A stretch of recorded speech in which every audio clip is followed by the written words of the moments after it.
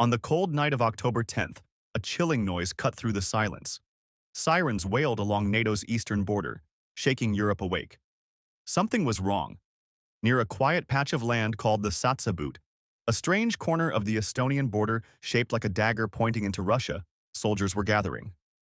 Russian troops weren't just passing through. They were setting up camp.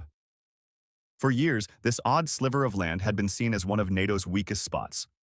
Now it was alive with movement, headlights flickering through the fog, engines humming in the dark. Within hours, a terse command came from Tallinn. Seal the border. Estonian guards moved swiftly, blocking off the 900-meter stretch of asphalt that connected Satsa to the rest of Estonia.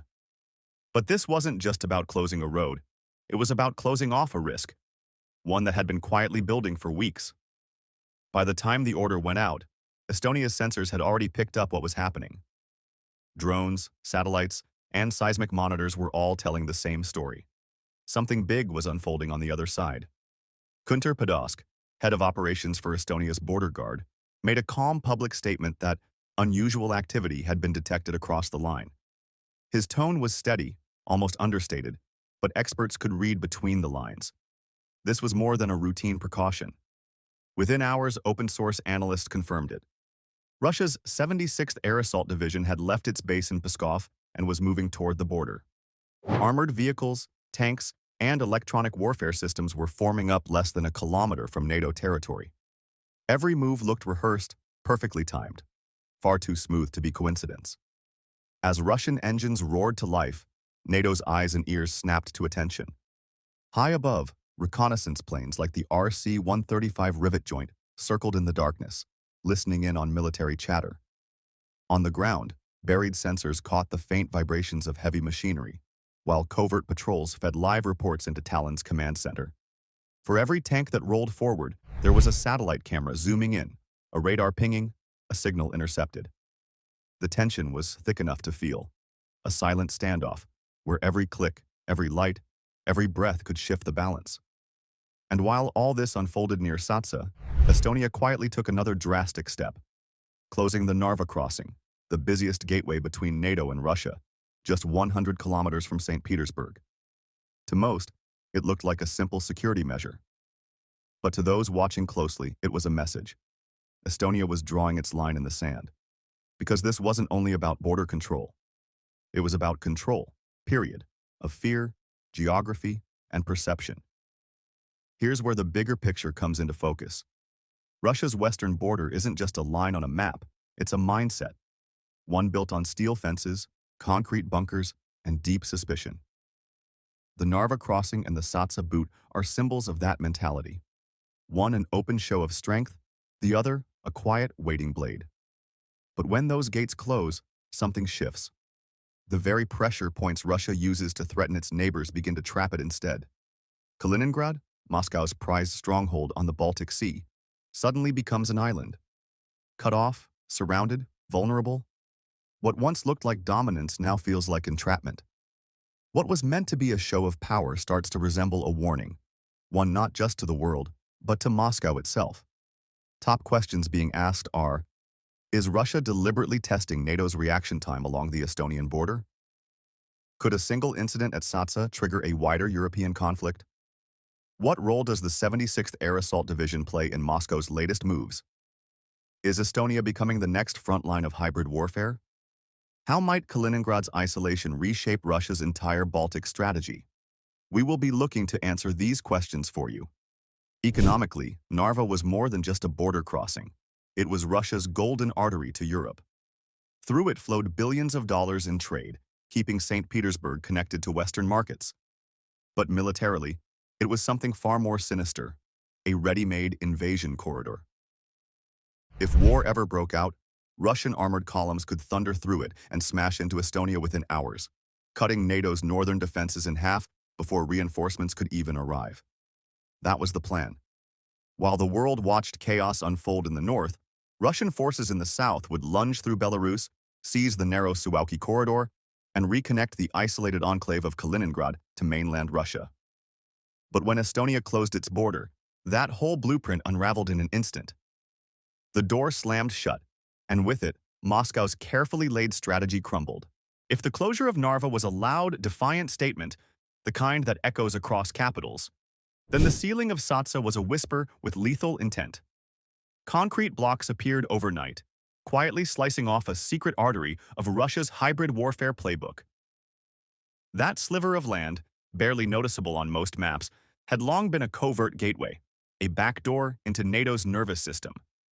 Through its forests and dirt paths, shadowy figures could slip across unseen. Spetsnaz teams, GRU agents, and those so-called little green men who had once turned Crimea upside down. Satsa's closure didn't just stop traffic, it closed off Russia's invisible hand. Without it, infiltration missions, sabotage raids, and psychological provocations became nearly impossible. So why did Estonia act at exactly 3 a.m.? That wasn't random. It was the last move in a 60-day war of nerves, a shadow conflict that had started far beyond Estonia's borders. It began in August, when Belarus, acting as Moscow's loyal accomplice, unleashed thousands of desperate migrants from the Middle East and Africa onto the frontiers of Poland and Lithuania. It wasn't an accident, it was a tactic, part of what military analysts call the Gerasimov Doctrine, Russia's signature blend of chaos and calculation. The idea was to weaponize migration, using innocent lives as tools to destabilize Europe. The goals were sharp and clear. First, to overwhelm Polish and Lithuanian border forces and spark public outrage. Second, to divide the European Union and distract it from Ukraine. And third, to test how fast NATO would react if pressure on its borders suddenly spiked. In Moscow's mind, this was supposed to be easy. The Kremlin believed Europe would stumble, that Brussels would drown in debate, Warsaw would hesitate, and eventually everyone would compromise just to calm things down. But this time, the playbook failed. The Europe of 2025 was not the hesitant one of 2014. Poland and Estonia had quietly learned, coordinated, and hardened. Instead of arguing, they acted, locking down the borders, freezing Russian logistics, and cutting off the flow of influence that had once seeped freely through the cracks. When you look at the full chessboard, Satsa wasn't an isolated move. It was the final, silent click in a long series of calculated plays, a trap closing in slow motion. What happened that October night was the visible edge of a much deeper crisis, one that had been building piece by piece for months. Each provocation, each maneuver, was part of a deadly back and forth between Russia and NATO, a high-stakes game where every move forced the other side to reveal its hand. But what Moscow didn't realize was that, this time, it was being drawn step by step into a cage of its own making. NATO didn't blink. The moment Moscow's hybrid strategy went into motion, Western intelligence saw through the illusion. There would be no drawn-out debates this time, no weeks of polite hesitation. Instead, Poland acted with an iron will. Within hours, Warsaw ordered the shutdown of its key border crossings with Belarus, both road and rail, cutting off all commercial movement indefinitely. What looked like a defensive measure was, in truth, a calculated strike. In one move, Poland had severed the mainland route that connected Russia, and even China, to Europe along the so-called New Silk Road. Freight trains that once carried goods from Beijing to Berlin ground to a halt overnight. Moscow's prized overland artery to the west was suddenly dead. This wasn't just retaliation. It was a message written in the language of economic pain. Your hybrid games now come with a price. And when Russia brushed it off as a bluff, refusing to back down, the next blow came. Quiet, cold, and from the north. Estonia announced, through international channels including the Moscow Times, that the Narva border crossing, the most vital land bridge connecting St. Petersburg to Europe and Kaliningrad, would remain closed until the war in Ukraine ended. It was a stunning escalation. In the span of weeks, Russia found both of its major arteries to Europe, Poland's in the south and Estonia's in the north, sealed off. What followed was nothing short of logistical suffocation. Russia's once fluid connections to Europe began to collapse like a domino chain. With trade choked and movement frozen, the Kremlin turned to its old reflex, intimidation through brute force and scattered acts of harassment. But the real victim of this new geography wasn't Moscow itself. It was Kaliningrad, the heavily fortified outpost on the Baltic Sea that Putin had long described as his unsinkable aircraft carrier. If you've made it this far into the video, it means you're enjoying what we do here at Euro Bulletin. Take a second to hit that subscribe button so you don't miss more updates and insights from Europe and its partners. Let's dive in more into the subject. Kaliningrad had always been Russia's dagger aimed at Europe's heart. It hosted nuclear-capable Iskander missiles, S-400 air defense systems, and the entire Baltic fleet, all designed to project power across northern Europe. But with its land routes now sealed, that dagger began turning inward. The Narva closure cut one of the two vital supply arteries feeding Kaliningrad's garrison and its 1 million civilians. The second route, a transit corridor running through Poland and Lithuania, skirting the narrow Suwałki Gap, was strangled soon after when the EU invoked emergency security articles in response to Russia's hybrid threats. Overnight, trucks carrying food, consumer goods, and fuel vanished from the roads that once connected Russia to its western fortress. That left only the sea. But even that path was perilous. With Sweden and Finland now firmly in NATO, the Baltic Sea had effectively become a NATO lake. Every Russian ship leaving port was being tracked, every movement shadowed. After Ukraine's success sinking Russian vessels in the Black Sea with naval drones, the risk of attempting major sea resupply was obvious. Air routes were no better, costly, limited, and exposed. Kaliningrad, once Russia's proud symbol of reach and defiance, had been turned into a strategic cage. And in that moment, everything became clear. What looked like a border dispute was, in reality, a quiet checkmate. Without firing a single shot, Poland, Estonia, and Lithuania had boxed in one of the world's largest militaries, exposing the fragility behind Russia's show of strength. The empire's grand display of power, its armored divisions, missile batteries, and endless propaganda, had been revealed for what it truly was: a bluff built on brittle ground. Poland and Lithuania quietly turned a map weakness into a weapon. They didn't announce a dramatic blockade or roll out tanks.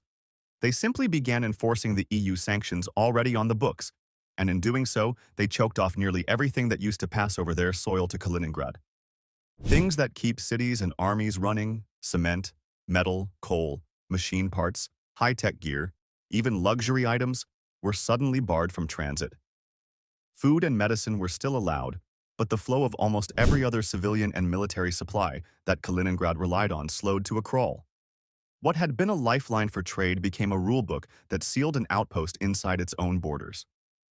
The genius of the move was its simplicity and its quietness. There were no roadblocks and no soldiers in camouflage, only customs officers with tablets checking manifests against a long EU list. A train or truck pulls up, the manifest is scanned, and if a single wagon contains a banned item, the entire convoy is turned away. No exceptions, no heroics, just law and procedure. For Russia, it is maddening. There's nothing obvious to strike back at, no single target to bomb or occupy, only a chorus of calm officials saying, "Sorry, these are the rules."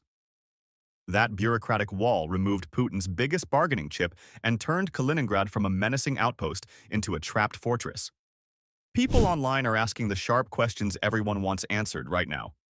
What exactly is on the EU sanctions list, and how long can Kaliningrad live without those goods? Could smuggling or legal loopholes get around the customs checks? And how likely is that? Will Russia respond with cyber attacks, energy blackmail, or a direct military move? How are civilians in Kaliningrad coping with shortages of non-food items and industrial supplies? What role do Poland and Lithuania expect the rest of the EU and NATO to play next? Those questions matter because the consequences go beyond a single outpost. Kaliningrad had been Russia's big, loud statement of reach: missiles, S-400s, Iskanders, and a fleet that said, "Don't cross here." But cut off from easy land supplies and with the Baltic effectively watched by NATO, those weapons suddenly start to feel like anchors, not trump cards. Supplying the garrison and 1 million civilians by sea or air is possible, but expensive, risky, and easily observed. After Ukraine's work against ships in the Black Sea, naval resupply is no longer a safe bet. The island of iron becomes an island of need. This is also a story written in digital ink. Estonia remembers 2007, the year its banks and government systems were blasted by coordinated cyber attacks that crippled the country. That memory hardened Estonia into one of the world's most cyber-ready nations, and it shows in how calmly Tallinn moved, closing crossings, rerouting traffic, and readying volunteers. What looked like separate incidents, customs checks, sky patrols, a few armored brigades on the horizon, were actually threads of the same plan and the same answer. While Russia hoped to frighten and freeze its neighbors with a mix of pressure and chaos, It instead met a prepared, prickly opponent that had turned vulnerability into strength. Behind the scenes, a quieter operation unfolded. Civilian traffic was rerouted in minutes, whole stretches were cleared, and towns in the border zone were readied for defense. This wasn't random road work, it was battlefield preparation. As cars were diverted and convoys inspected, Estonia and its allies laid a trap for any would-be invader, not with a single gigantic line of defense, but with thousands of hidden obstacles, volunteers, and anti-armor plans designed to chew up an advancing column. What might have looked like a gentle farmer's road on the map had been turned into the kind of choke point that swallows tanks. At every turn, the balance of power felt less like a dramatic gunfight and more like a careful game of leverage. Rules, customs forms, and collective legal will quietly reshape the map faster than any battle could. The scene is now set for the next move. But whether that move will be clever, catastrophic, or merely loud propaganda is something the whole region is holding its breath to find out. They called it a porcupine plan, a slow, stubborn strategy sewn together over 10 years, mixing cutting-edge Western gear with the hard lessons of occupation and survival. The goal wasn't to win by throwing more soldiers at an enemy. The goal was uglier and simpler. Make any invader's life so miserable, so costly, and so bloody that they stop. Swallow the porcupine and tear yourself apart. That idea changed everything. This defense was not just an army move, it meant the whole country stood up to fight. This wasn't a militia of farmers with pitchforks. It was a nation organized for total resistance. A single command tying together more than 90,000 volunteers, cyber experts, hunting clubs, reserve officers, and retired fighters. Estonia spends over 3% of its GDP on defense, and it shows. The money bought tools that turn big threats into small problems. Long-range rocket launchers that can turn columns into scrapyards, anti-ship missiles that can send warships to the bottom, shoulder-fired air defenses that make helicopters nervous. Each system is a spine on the porcupine, tuned to stop a specific kind of Russian power. Top questions people are asking now. How would these weapons change the math of an invasion? Can volunteers and cyber teams really stop a conventional army? What happens if Russia tries to cut off supplies even further? Is this model now the blueprint for other small countries? Moscow's playbook assumed a familiar pattern. Push a little, shout about protecting ethnic Russians, flood the media with lies, and watch the West argue and stall. It had worked before: Georgia, Crimea, Eastern Ukraine. So why not again? The Kremlin expected fear, confusion, and compromises. Instead, it ran into a country that had trained on other people's mistakes. Estonia had watched Ukraine's cost and learned how brittle Russian logistics are, how slow their command is, and how lethal a motivated force with smart tech can be. Where Russia expected a scared neighbor waiting for rescue calls, it found a prepared, confident defender who could see its moves hours in advance. Closing the crossings at Satsa and Narva looked small on a map, but the effect was huge. That one action, layered on months of covert pressure and political tricks, became the hinge for a much bigger squeeze. With Poland, Lithuania, and Estonia all pulling the same threads, Russia's land routes to Europe locked up. The chessboard had shifted. The pieces that once helped Moscow reach out now boxed it in. The danger for Russia was no longer only in the field. It was structural. Supply lines cut, options narrowing, pride left exposed, and a country that had turned its own weakness into a whole new kind of fight. The westward veins that once carried Russia's trade, energy, and influence were suddenly clamped shut. An iron curtain dropped not by force but by precision and unity. The effect was immediate. Moscow's vast logistics machine, designed to feed both its military and civilian economy, ground to a halt. Freight piled up, shipments rerouted, and factories waiting for parts found themselves idle. For the first time in decades, the empire that prided itself on reach was trapped within its own borders. The message was clear. Size alone doesn't mean power. When met with intelligence, technology, and courage, even a giant can stumble. The events of those tense nights didn't just rattle Russian command posts, they stunned the world. Every satellite image, every intercepted radio signal told the same story. Russia was slower, more predictable, and far less adaptable than it wanted anyone to believe. Its threats to escalate no longer frightened anyone. The silence from Tallinn and Warsaw said it all. There would be no panic, no backing down. That composure marked a quiet turning point. For the first time in modern memory, the balance of fear had flipped. This wasn't just Estonia's victory.